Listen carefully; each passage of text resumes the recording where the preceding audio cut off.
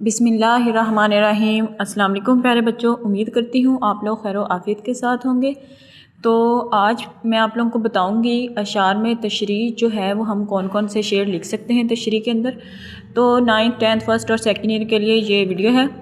तो आप लोगों ने तशरीह के अंदर जो है आप लोगों ने ज़रूर शेर ऐड करने होते हैं। फ़र्स्ट ऑफ़ ऑल इसकी बहुत ज़्यादा जो है वो अहमियत होती है, बहुत अच्छा इम्प्रेशन पड़ता है।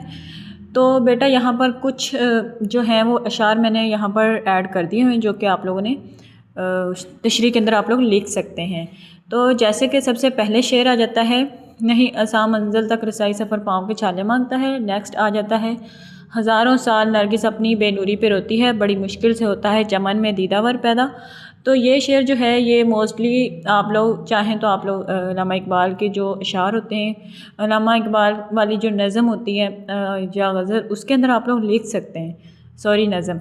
तो आप लोगों ने जो है ये ज़रूर लिखने हैं। फिर आ जाता है ये वाला शेर, फ़रिश्ता मुझको कहने से मेरी तहकीर होती है, मैं मस्जूद मलाइक हूँ मुझे इंसान ही रहने दो। ये मेरा फ़ेवरेट शेर है, आप लोग भी याद कर सकते हैं। अगर आप लोगों को ये शेर अच्छा लगे तो आप लोग ये ज़रूर याद कर लीजिएगा। ये ऐसे इशार हैं जो कि आप लोग हर तशरीह के अंदर ऐड कर सकते हैं। तो आप लोगों ने जस्ट ये जो इशारे हैं एटलीस्ट आप लोगों ने इनको याद कर लेना है तशरीह के लिए, ताकि बोर्ड में आप लोगों को मुश्किल ना बने। आप लोगों को अगर कोई और शेर ना याद हो तो आप लोग वहाँ पर ये लिख कर आ जाएगा। इंशाल्लाह आप लोगों के बहुत अच्छे मार्क्स आएंगे।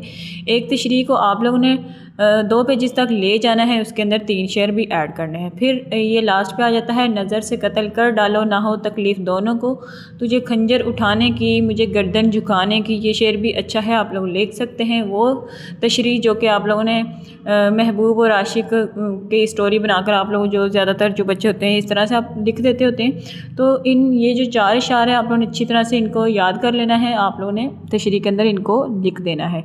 बोर्ड में जो भी आप लोगों को तशरीह आएगी आप लोगों ने वहाँ पर लिख कर आना है। इंशाल्लाह बहुत अच्छा इंप्रेशन पड़ता है और इसमें आप लोगों को जो होता है वो अच्छे मार्क्स आप लोगों के आ सकते हैं।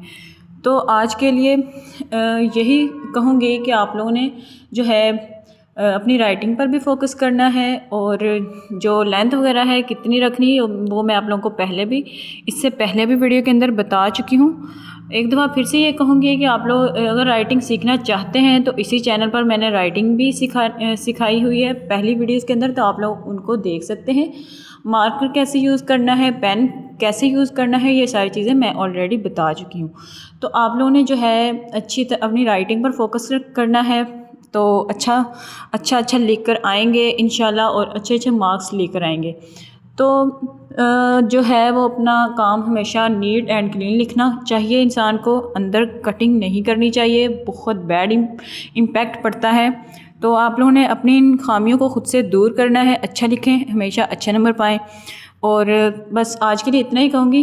तो फिर मिलते हैं किसी नए टॉपिक के साथ किसी दूसरी वीडियो के अंदर।